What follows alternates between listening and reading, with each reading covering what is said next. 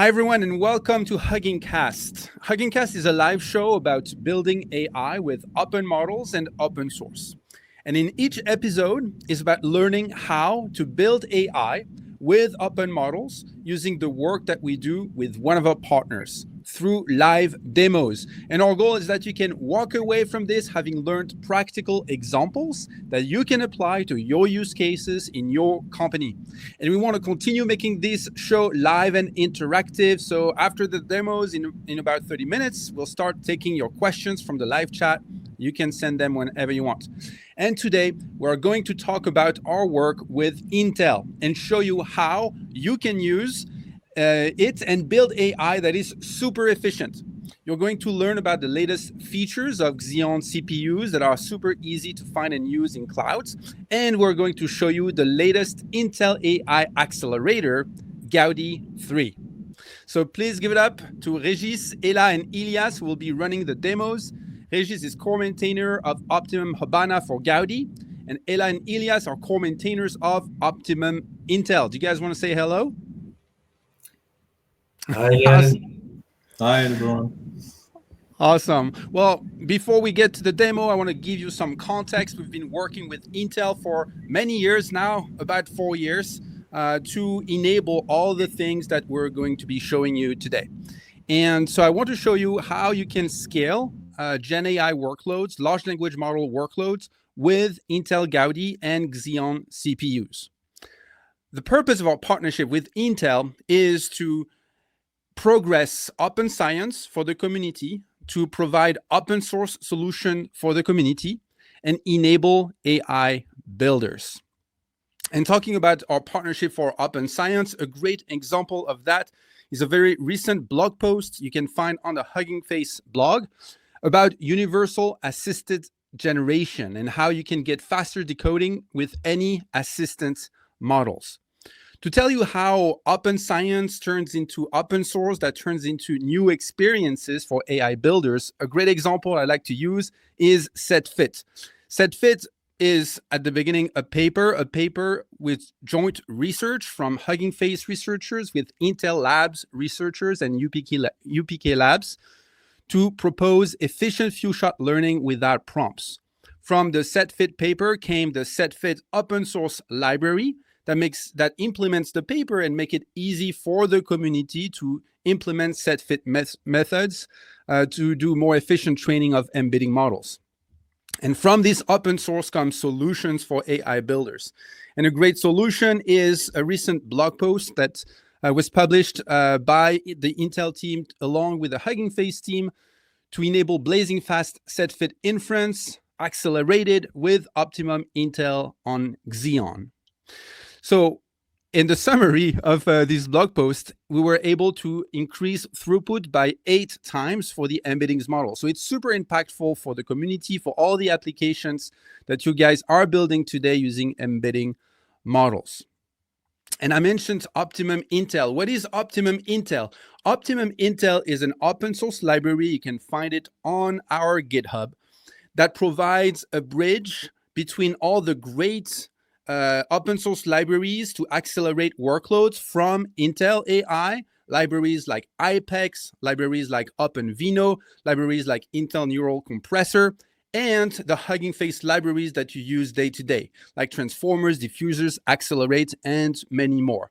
So with Optimum Intel, we will show you how you can accelerate your workloads for Intel CPUs.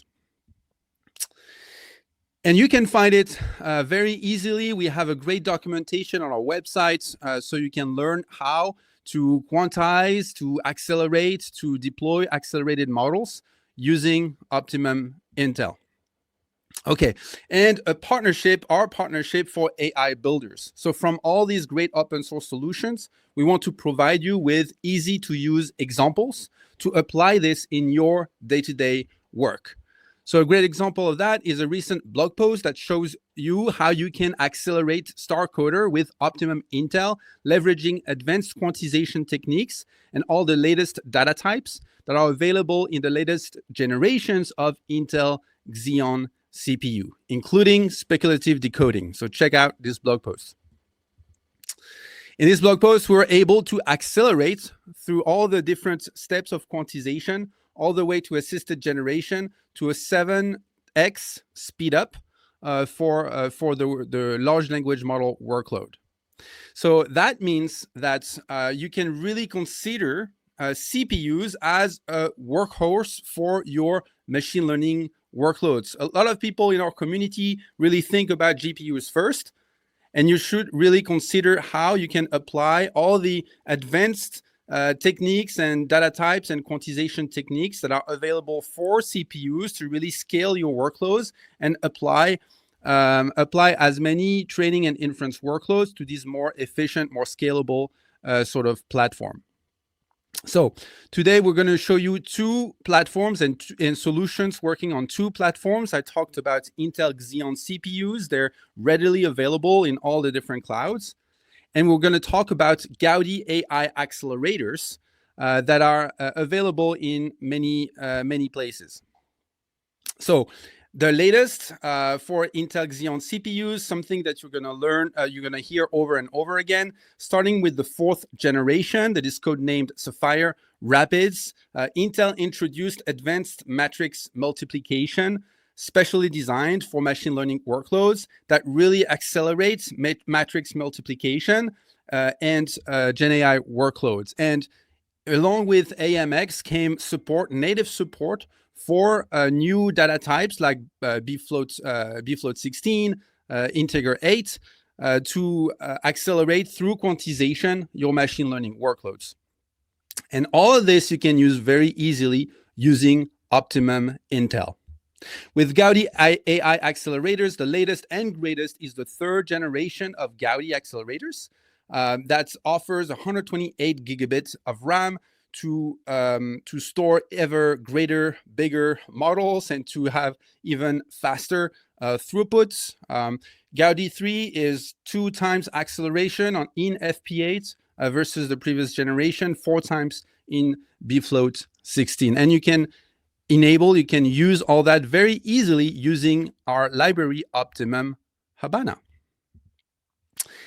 And a great way to put it all together is through this sample solution offering an end-to-end RAG retrieval augmented generation application that is fully powered by our Intel stack. So you have an LLM that is being run on Gaudi, here on Gaudi 3, available through Intel Dev Cloud. You have an embeddings model that is run through text embeddings inference, our embeddings production solution running on a 6th generation Xeon CPU, everything hosted within Intel Dev Cloud, all together in a complete solution that is explained in this recent blog post called Building Cost-Efficient Enterprise RAG Applications with Intel Gaudi 2 and Intel Xeon. All right, there's just so many resources, so many examples available on Hugging Face for you to see how you can leverage Intel platforms to do more efficient, more scalable machine learning. Now, I've talked enough. I want to hand it over to Regis to show you how you can take advantage of Intel Gaudi 3 today for your machine learning workloads. Thanks, Jeff. Thanks for the great introduction. So, yeah, as you mentioned, you talked about Gaudi 3. So it's quite an exciting time to work on this accelerator because it has been publicly available for just a few weeks now. I put the link here. If you want to access it, go to the Intel AI Tiber Cloud. It's pretty easy to launch an instance and to get started in a few minutes. So don't hesitate to take a look at it. And just to give a bit more information details before the demo. So basically, it first started with Optimum Habana, which is the first the first page of our partnership with Intel, and that's the library you will use, for example, if you want to use transformers, diffusers, or some of our other libraries. So it will still be very easy to use. For example, if you have a transformer script working on GPU, you want to port it to Gaudi and to run it, there will just be a couple of very small changes. and like the main models are optimized for Gaudi, but this is done like under the hood, so you don't have to really care about that. And the other part of what we have been doing with Intel on Gaudi is TGI and TI. So Jeff talked about it. So this will enable you to serve your favorite LLMs or your favorite embedding models in an optimized way for Gaudi, and that's perfect for your production use cases. And so basically, I'm going to now show you a demo of TGI on Gaudi 3. So you can go to this first link basically to take a look, but I'm going to show you actually a bit more how it looks like. And then after that, in just 2 commands, I'm going to show you can get started, like to launch the server and then start sending requests to the server and get the output. So I'm going to do a demo with Llama 3.1 70B instruct. So this is a checkpoint you can find on the Hugging Face Hub. So I'm going to share my screen now to show you how it looks like. So yes, I'm sharing my screen. So here I am on the homepage of the TGI Gaudi repo on GitHub. So basically, there's a lot of code here, but what's interesting here is the README. There is a table at the beginning if you want to check like all the models that are currently supported. So we have LLMs, but we also have some multimodal models. So we have Lava, for example. So there is like support for BF16, for FP8 also, since Gaudi 3 is compatible with FP8. And then either single card or multi-card. Not all the models can hold into the memory of a single device. And basically, just to get started, so as I told you, there are just 2 commands to know. So we have already a Docker image that is ready to pull. So you can just copy it, paste it, and then in the terminal. So here I'm connected through SSH to Gaudi 3 instance. So this is a Gaudi 3 instance from the Intel AI Cyber Cloud. So just to show you a bit. And Regis, do you mind zooming in a few notches? Yes. Yeah. There we go. Awesome. So basically here, so Jeff talked a bit about it, but basically this is a Gaudi 3 server. You have like 8 devices and you have like about 128 gigabytes of memory on each device, which is quite a lot and which will enable you to really fit very big models, big LLMs into memory. And so as I told you, so we have the Docker pull command. So you can just do this. Here, the Docker image is already in cache, so it's not going to download it because otherwise it would take a bit longer. So for the sake of the demo, it's faster that way, but that's a very simple command to run. And after that, basically, so the second command, so you will have a Docker run command. So here, this is like the first section of the README just to get started. But after that, we have like some more specific, more optimized commands for several models in BF16 precision and in FP8 precision. So the one I want to show you today is Llama 3.170B on 8 cards to make the most of the Gaudi 3 server we have.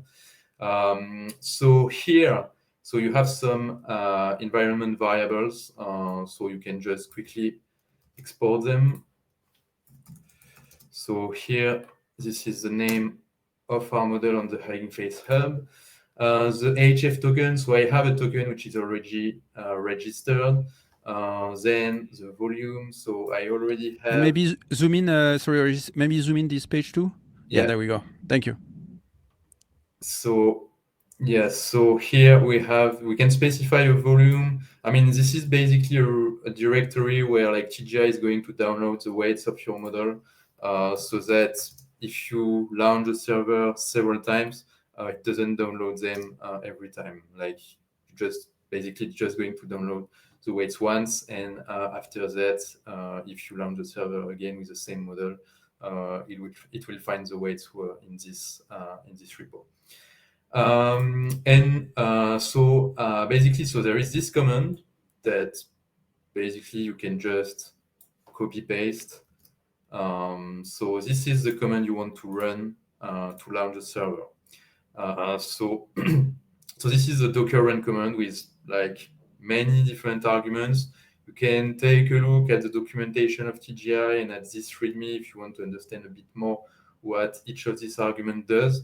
But that's basically the command you want to run.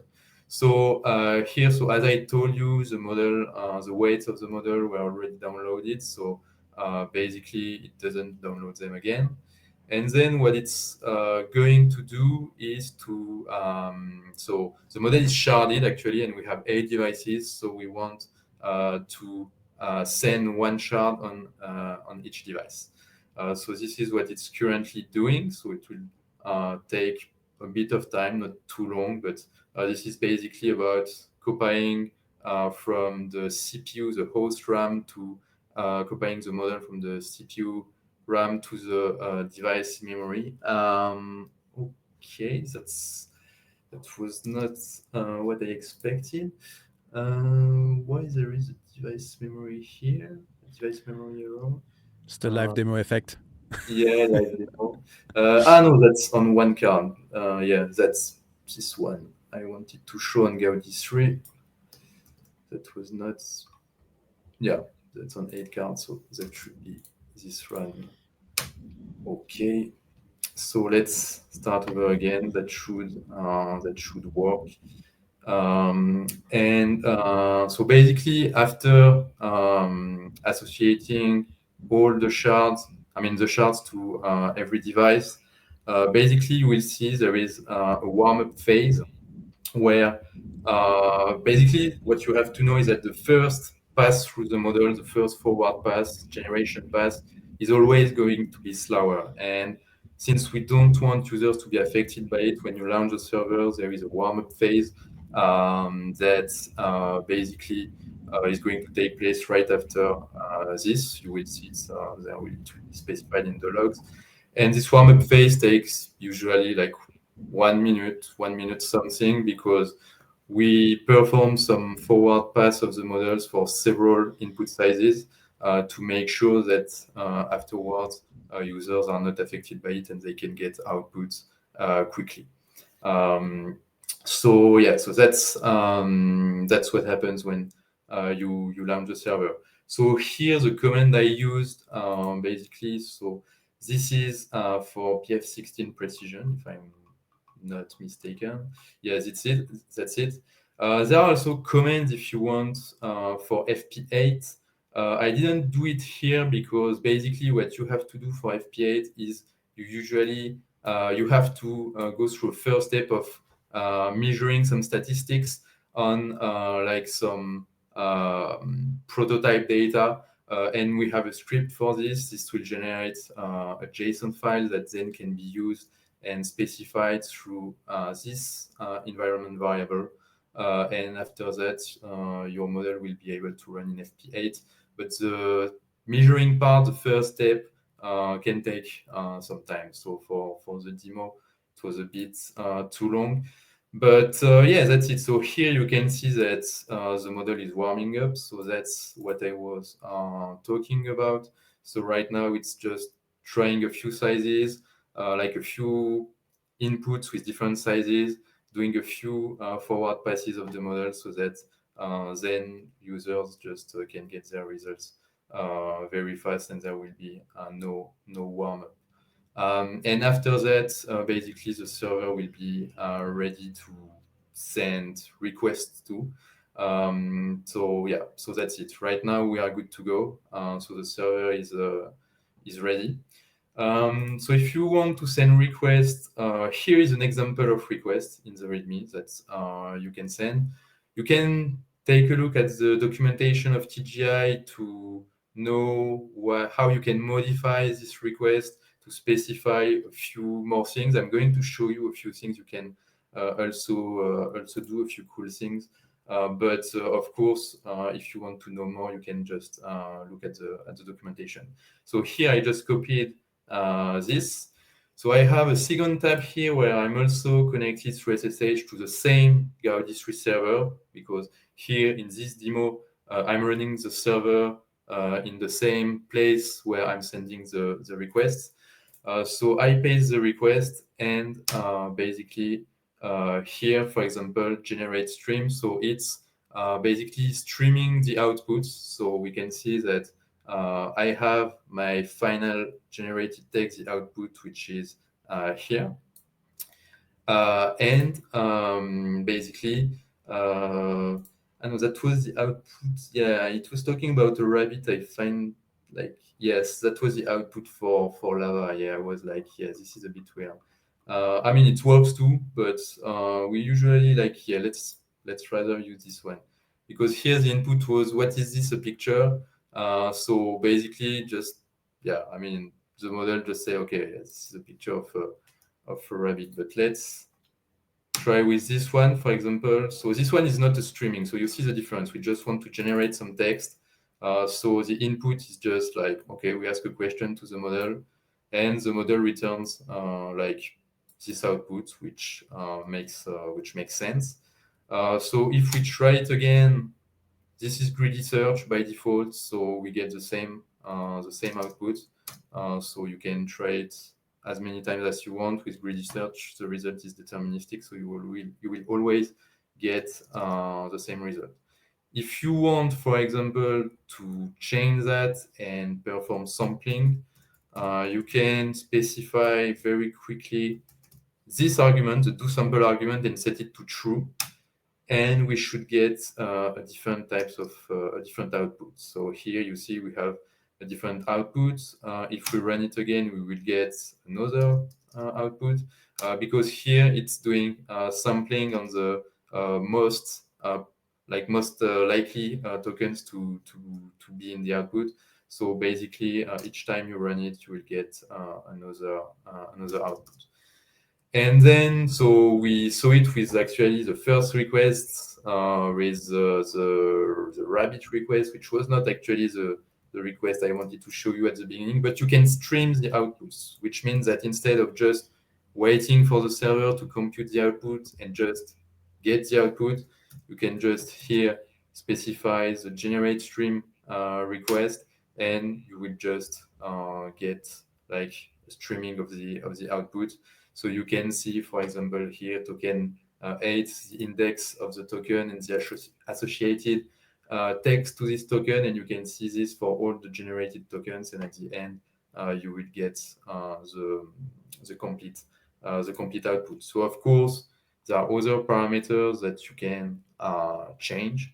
So for example, here, if you want to generate, like, instead of 32, let's say 132, it's going to generate 132 tokens, and you will get a longer output. And then, as I told you, you can configure the generation process the way you want. There are many parameters that you can modify, so you can take a look at the TGI documentation for that. And yeah, that's basically everything I wanted to show you, folks. So as I told you, there is also an FP8 version for the models, so you can run it with TGI. And multimodal models also. So Lava is also available, so you can send an input with some text, with an image, and the model is going to like return an output, which will be able to, like, for example, caption the image, or like if you want to ask the model what's in there, what's in the image, the model is going, for example, to be able to do that. So yeah, that's everything I wanted to use. So Thanks, Regis. yeah, I'm going to.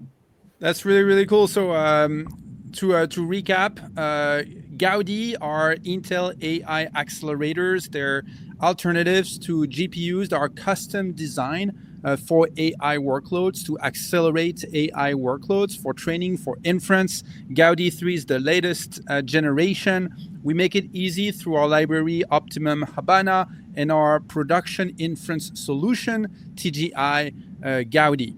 And you can find Gaudi 3 at Intel Dev Cloud. You can find it on Denver Cloud. You can find it on IBM Cloud. And of course, you can contact the Intel team to get your own Gaudi 3s.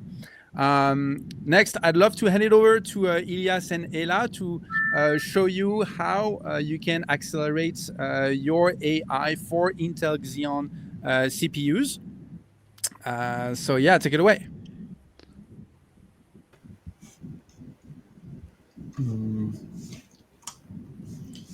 Yes, so just as Jeff said, we also have Optimum Intel to accelerate your generative AI and machine learning workloads on CPU and also on GPU and XPU.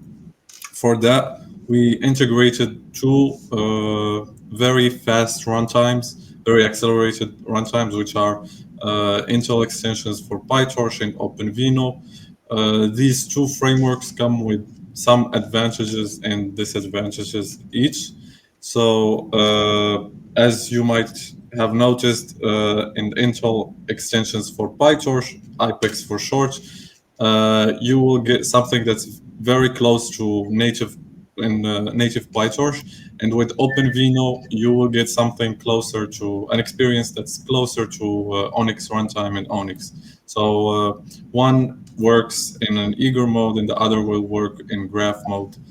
And yeah, for with these two frameworks, we try to make them like as closely and as tightly integrated with the Hugging Face ecosystem. So if you are used to transformers and diffusers, auto models and auto pipelines, you will notice with our integration Optimum Intel that the integration is almost the same and the usage is almost the same. You will just have to change some class names, and that's all. You don't need to change a lot in your workflow. And so, for example, we present how to use OpenVINO runtime. For OpenVINO, you can either do an export beforehand if you want to always like have an exported version of your model in its graph mode. You can do that using the Optimum CLI command. It's very simple. It's a single line command that will store your exported model and will allow you to reuse it later on with the library. You can also perform export on the fly with the OV model and the OV pipeline classes. These classes come to replace, for example, auto model for causal LM or auto pipeline for text to image. Both are classes that are very used from transformers and diffusers, and you can drop in, replace them with their OpenVINO alternatives, and you will get speed ups and accelerated inference just like that out of the box. We support all kinds of tasks with these OpenVINO models and OpenVINO pipelines, ranging from text processing, classification, text generation, and also lately we also integrated VLMs. So we also support like complex pipelines like VLMs, where we accelerate each component, encoder, and the language model. We also support all three main tasks in the diffuser space. So we support text to image, image to image, and image in painting. We lately added support for the biggest models the biggest release models like Flux and Stable Diffusion 3. And yeah, with all this, there's also a second component that you can use to accelerate your inference, which is quantization. And I will let Ella explain to you some key concepts about that and how to use it to come back later with a demo about what kind of inference speed up that you will get on Intel Xeon CPUs. Awesome. So now to talk a bit about quantization. When you use Optimum Intel, you have the possibility, after the OpenVINO exports that was just mentioned before by Ilyas, you have the possibility to also quantize your model. The principle of quantization is to use lower bit widths to represent your weights and or your activations. The advantages is that, for example, if you have a very big model that can't fit in memory, it can reduce the memory needed to store this model. It can also make your inference faster and reduce also the energy consumption to run your model. So it's overall something very interesting because it's usually very easy to apply, and you can benefit from it a lot. So something very simple that we always advise to first do is to apply quantization on your weights. This can be very interesting because it usually results in a very low degradation in accuracy.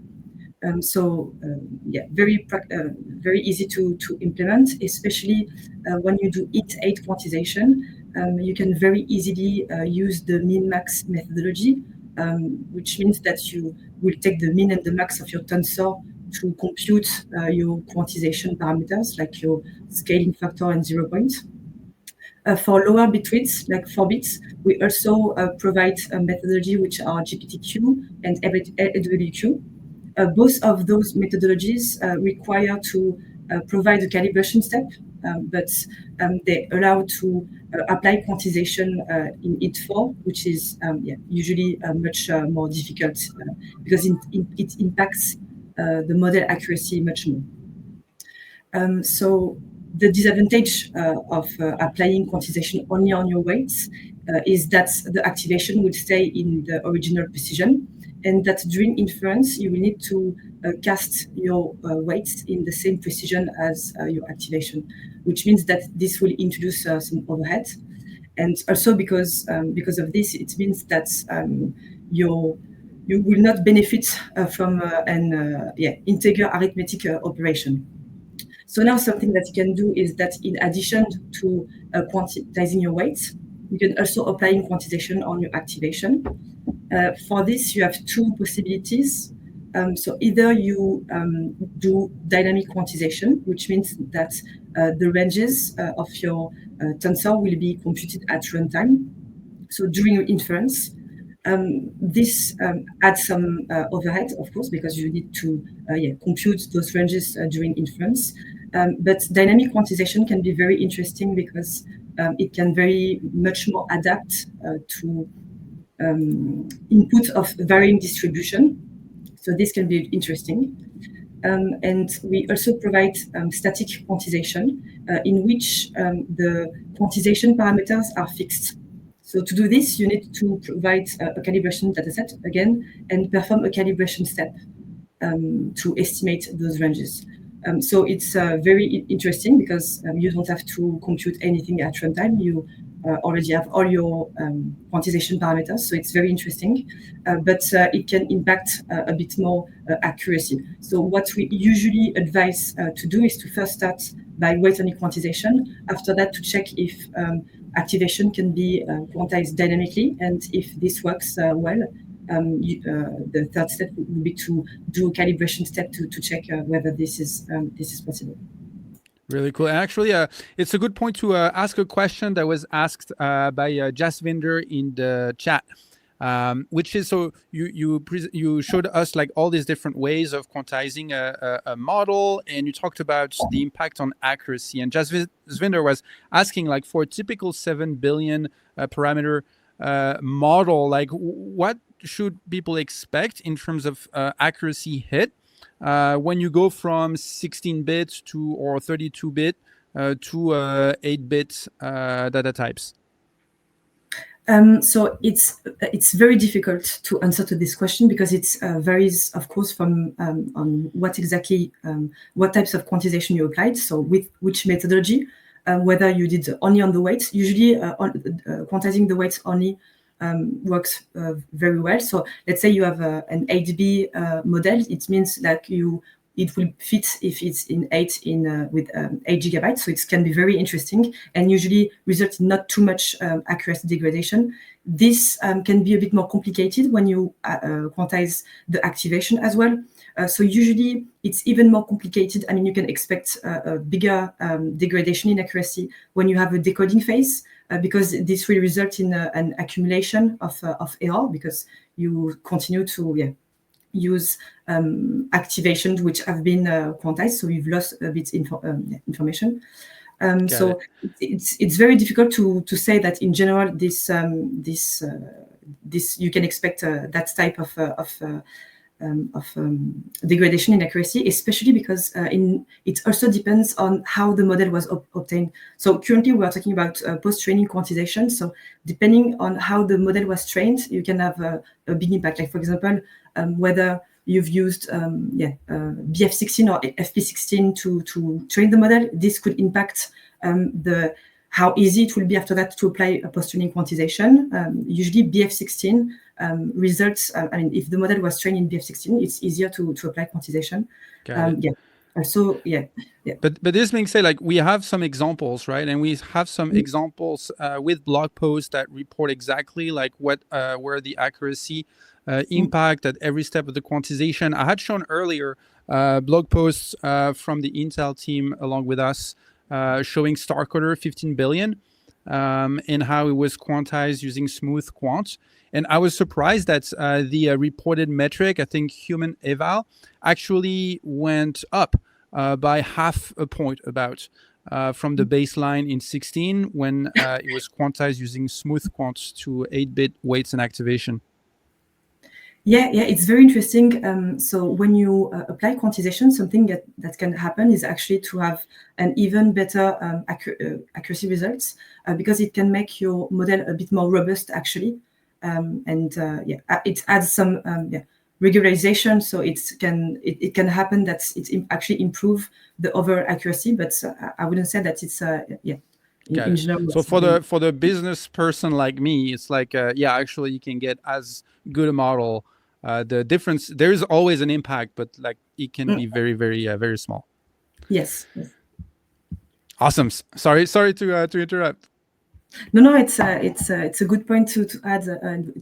So now we will discuss a bit about different demos that we've done. So now that we've discussed about the different steps that we did, so first the export step, afterwards quantization, and after we also discussed about a bit how to use your model and to perform inference with it. So we'll discuss a bit about how we can do all the different steps. So we've created an export step which uses Optimum Intel to easily convert your model to the OpenVINO intermediate representation format. So first you need to make sure that you're correctly logged in. After that, you can use a model that's on the hub as long as it's supported by Optimum Intel. But for now, we support a large amount of different architectures. You can very easily, like this, convert a model. By default, we make the resulting repository public, but you can set it to private if you want to. And once the conversion step is finished, what will happen is that a new repository will be created under your namespace with the resulting OpenVINO model. So for example, we can see it here. The resulting model, you can see how to load it with Optimum Intel and how to perform inference after that once the model is loaded. And we can see that we have the OpenVINO model. So now we will also present another space that we did to apply weight-only quantization. So you can either provide a model which was already converted to OpenVINO, or you can provide also a model which was not. For this case, we will use the one which was already converted to not do another step because we already did. You can, for example, here apply 8-bit quantization on your weights. We also provide the possibility to do 4-bit quantization. When you do 4-bit quantization, we also leave the possibility to provide a calibration dataset to do the AWQ quantization that we presented earlier. And finally, for 4-bit quantization, we also provide a ratio parameter which defines the amount of weight which will be quantized to 4 bits. So in the case where we have 0.8, it means that 80% of the weight will be quantized to 4 bits and 20 will be quantized to 8 bits in order to reduce a bit the impact it could have on accuracy. So here we have the resulting model which was quantized to 8 bits. And we can see when we compare it to the original model. So this is the FP32 model, which is 300 megabytes. And the 8-bit model resulting, we can see is 4 times smaller. So it's what we would expect when we go from FP32 to Int8. And now that we've shown spaces to export your model and to also apply weight-only quantization, we will also show a space that is showing inference using latent consistency models. So the model that we are using was quantized with OpenVINO and NCF, so with Optimum Intel, with the space that we just showed. And very easily, you can have a prompt, and in less than 5 seconds, or around 5 seconds, you have the generated images that you can check. Wow, and, really fast. Yeah, it's pretty nice. So so this is, I think, it for the different demos, showing the different step that we can do with OpenVINO. And now I will let Ilyas talk a bit more about the benchmarking aspect of it.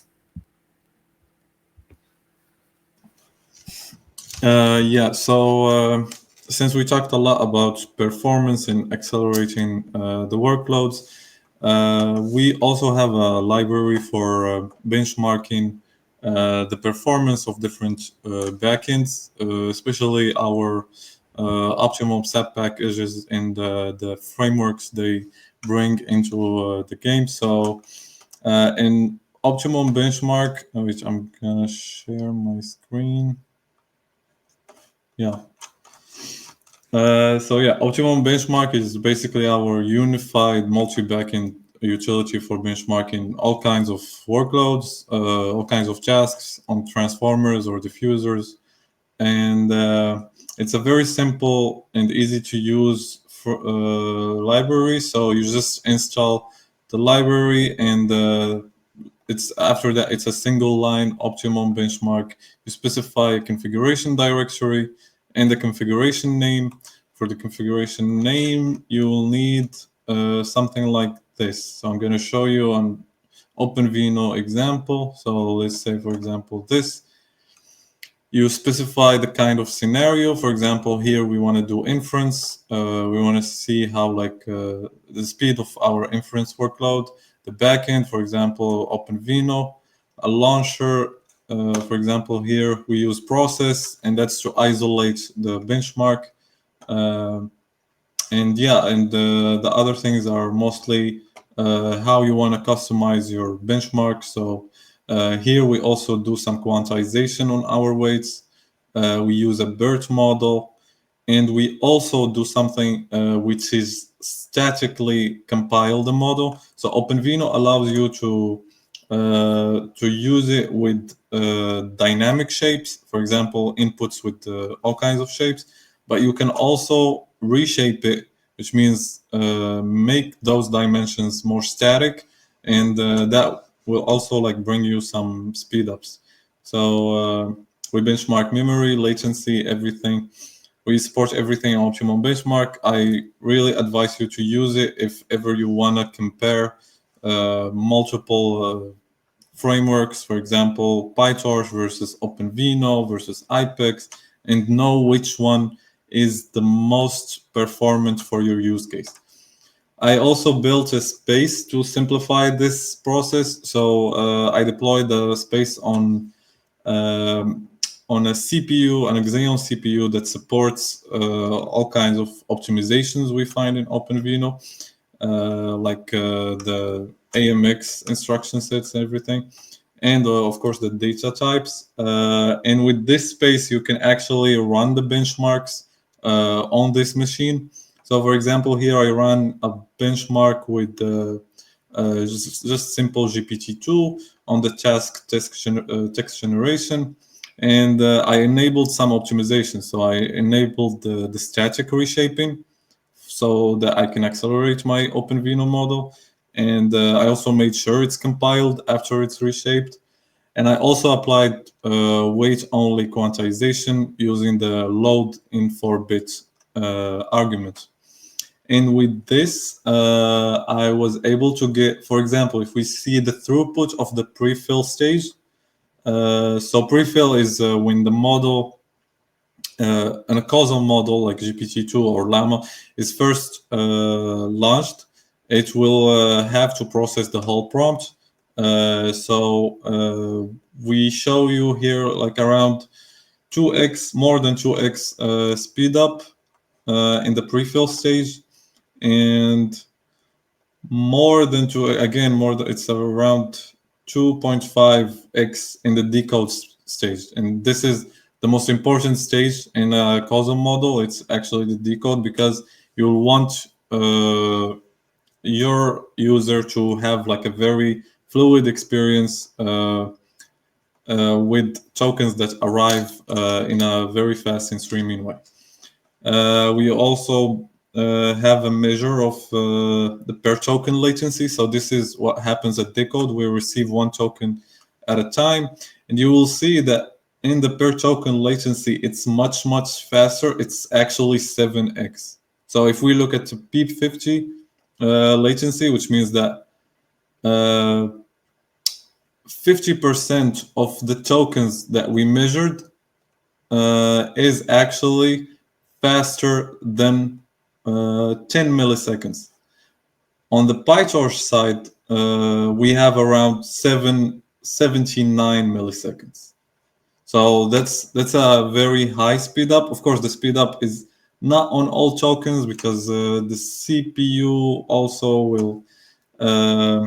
This is something very common in benchmarking. We will have like some steps that will be slower than others. That's why we run a lot of steps. For example, here we actually run around 2,500 tokens, and 50% of them were at around 13 milliseconds.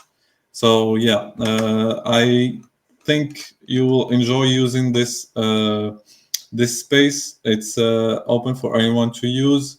It is limited though, because there's a queue of size 1, so we can't run benchmarks in parallel or like concurrently to be as true as possible in the metrics and the results we achieve. But that's why we limit this to only run one benchmark at a time. After you run the benchmark, so for example, I can run it. Yeah, another thing that I forgot to specify, that this framework also supports NUMA CTL. This is something you will have to deal with if you have like a very big CPU, the ones you find on servers with multiple nodes and many like CPU cores. So yeah, we also like can specify things like how many tokens we want to generate, and for the fusers, how many inference steps to run, etc. So it's very simple to use. You just run the benchmark. The benchmark will be saved in a folder on your account. So for example, for me, it was saved here in Ilyas /benchmarks, and I can come here and find my two benchmarks, the performance and configuration of OpenVINO and PyTorch. For PyTorch, I have everything here with the results I just showed you. So yeah, and it's very detailed. Like you have everything. You have like the P50, as we said, it's 79 milliseconds in PyTorch, and OpenVINO. You can find the report. You can go down here, P50 13. So yeah, and you have a very like holistic and at the same time fine-grained view of the performances you will get. So I really advise you to use this whenever. Yeah, this is benchmark for PyTorch is done, and now it's running for OpenVINO. So yeah, I advise you to use it whenever you are confused between the different frameworks, which one to use. Just run the benchmark and get the metrics. The metrics will never lie to you. So yeah. Thank you so much, Ilyas. Thank you, Regis. Thank you, Ella. We're a little bit of a time. We've done our best to try to answer questions as they were coming through the chat. A very typical question, thanks Fahim, is like, will the recording of this be available? Yes, it will be available. You can come back to the same link to find it, and we will publish it on the Hugging Face YouTube account. Another question that was asked is, here, Ed. Ed was asking, is there also support for assisted generation, speculative decoding? And the answer is yes. Actually, one of the posts that I've cited is specifically about this, with the example of StarCoder 15 billion running on the 4th gen Intel Xeon CPUs, so Sapphire Rapids, where we're able to accelerate it 7 times. Using assisted generation and speculative decoding. Check out the blog post. And I think that's about it. Thank you so much. To recap, we've showed you how you can accelerate your GenAI LLM deployments on Gaudi 3, the latest generation of Intel AI accelerators. And you can use it easily using Optimum Habana and TGI Gaudi. We've showed you how you can compress, reduce the size to fit larger models, to have higher throughput on Intel Xeon CPUs, leveraging all the latest AI techniques available, like advanced matrix multiplication, all the quantization techniques, and even pruning, as Ella mentioned, available in Optimum Intel, so that you can use the scalable Xeon CPUs, the available Xeon CPUs on every cloud to power your GenAI use cases. And finally, we showed you how you can run your own benchmarks with Optimum Benchmark to easily see, as you go and quantize using different techniques, what is the impact for your model on all the different metrics that you care about. Thank you so much, team. Thank you, Regis. Thank you, Ilyas. Thank you, Ella. And again, the recording will be available soon. And with this, bye.